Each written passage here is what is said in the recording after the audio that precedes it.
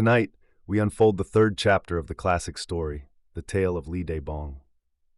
The story continues with the destiny of Dae-bong and his father, swallowed by the deep sea, and the cold trials that descend upon A-wong, who is left all alone. For a moment, leave behind the turbulent waves of the waking world and surrender your mind to the tranquil flow of this ancient tale. I wish you a peaceful and deep sleep tonight. Audiobook, The Tale of Lee Dae-bong, Part 3, as the story resumes. Lord Zhonghua, unable to see his daughter A-hwang married and witnessing Dae-bong and his father sent into cruel exile, was consumed by a grief he could not suppress. This deep sorrow soon turned into a heavy illness. Bedridden, and sensing his time in this world was drawing to a close, he took his wife's hand in his left and his beloved daughter A-hwang's hand in his right. With tears falling quietly, he whispered, "Life and death are determined by heaven, and I cannot defy my fate. I must now become a guest of the afterlife. But my heart breaks for Lord Lee and his son, who are doomed to become lonely spirits in the cold sea. And my poor daughter, your life is now the most pitiful of all. If only you had been born a man, you could wash away this father's bitter resentment. But as a fragile woman, when will the deep anger in my heart ever be cleansed?" He pleaded with his wife to guide their daughter in goodness. Then, looking at A-wang, he wept, "Oh, my A-wang, how can I close my eyes and leave you behind?" Holding her hand, he shed his final tears and departed this world. His wife, Lady So, overcome by the sheer weight of the tragedy, lost her strength and followed him into the afterlife on that very same day. In the span of a single day, the young lady A-wang was left entirely alone beneath the vast sky. The household echoed with sorrowful weeping. A-wang fainted from the overwhelming grief, but the servants carefully tended to her. She woke, gathered her fragile strength, and with the quiet dignity of a great commander, arranged the funeral rites and laid her parents to rest. Time flowed like water, and A-wang blossomed into her 16th year. Her beauty was unmatched in the world, with skin like pure snow and hair like dark clouds. Yet, despite being a young woman, her spirit was majestic. Her bright eyes held the wisdom of a phoenix, and her voice, though clear, carried a profound strength, like coral chiming gently against a jade plate. Her intelligence and grace were without equal, and soon her name echoed throughout the entire nation. During this time, the right Prime Minister, Wang Hui, had a son named Seok-yeon. He was a young man of striking appearance and exceptional literary talent. The Prime Minister, doting on his son, sought a bride of equal measure.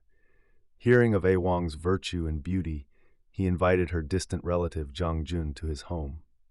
"Your older cousin has passed away," the Prime Minister said, "so you must oversee the family's affairs.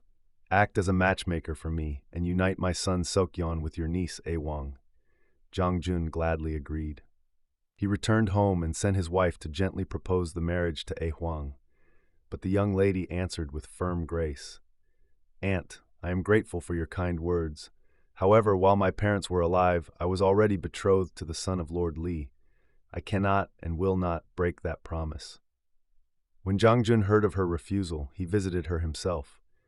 "The distinction between husband and wife is the great law of humanity," he argued. "Life is unpredictable, and heaven can be cruel. With your father gone, you and I are all that remain of our bloodline. I sought a perfect match for you. The Prime Minister's son is brilliant and heroic. Do not be stubborn. Furthermore, Lord Lee and his son were sent into exile, 10,000 miles away. Who knows if they are even alive? If you waste your youth waiting for ghosts, your beauty will fade like the setting sun, and you will only sigh at the meaningless passage of time." A-hwang replied, her voice calm but unyielding. "My fate is harsh. I have lost my parents and stand utterly alone. Even if my choices seem foolish, I must follow the righteous path, let alone the fact that Wang Wei is the enemy of my betrothed. For you to flatter a villain and try to lure your helpless niece, it is deeply sham. Please, do not step foot in my house ever again." Struck by her snow-like purity and fierce resolve, Jang Jun returned to the Prime Minister and relayed everything. Undeterred, Wang Hui smiled a dark smile. "Force the marriage," he commanded. And so, they began to scheme, setting a wedding date in secret. Meanwhile, deep in the western seas, the destiny of Dae-bong and his father was unfolding quite differently. The Dragon King of the West Sea called forth two young celestial boys. The loyal Lord Lee and the heroic Dae-bong have been framed and cast into the sea. Go quickly and save them. Riding upon leaves that turned into small boats, the two boys glided swiftly across the endless waters. Lord Lee had been swept away by the dark waves. In the dead of night, half conscious, he saw a small boat cutting through the wind and rain. The boy gently pulled the old lord from the freezing water and comforted him. When Lord Lee recovered his senses, he thanked the boy. "I am here by the command of the Dragon King," the boy softly replied. In the blink of an eye, the boat touched the shore of a vast, uninhabited island. The boy told him they were 3,000 miles from the capital, then vanished like an arrow. Left alone, Lord Lee sustained himself on wild fruits and washed-up fish, listening to the chilling wind, surviving day by day while weeping for his lost family. At the same time, the young Dae-bong, having lost consciousness in the turbulent waters, was hovering near death. From the southern sea, another small boat appeared. The boy aboard quickly pulled Dae-bong from the dark abyss. As Dae-bong caught his breath, he saw the boy in azure robes, holding a jade token and a golden staff. Dae-bong bowed in deep gratitude. "Who are you, and how have you saved my dying life?" "I am from the Dragon Palace of the West Sea. I have come by the king's command. The grace of the Dragon King and your kindness will be etched into my bones. How can I ever repay this debt?" Dae-bong asked. "Please tell me, where am I?" "This land is Cheonchuk," the boy replied. As Dae-bong stepped off the boat, he asked where he should go to survive. "Look toward Mount Gumwa. Within it lies a temple named White Cloud Hermitage. Go there, and you will find someone who can help you." With those words, the boy rode away into the mist. Following the boy's guidance, Dae-bong journeyed into Mount Gumwa. White clouds drifted peacefully over the majestic peaks, and the waters flowed in quiet harmony. It was a world entirely apart. Flowers bloomed on every branch, painting a serene landscape.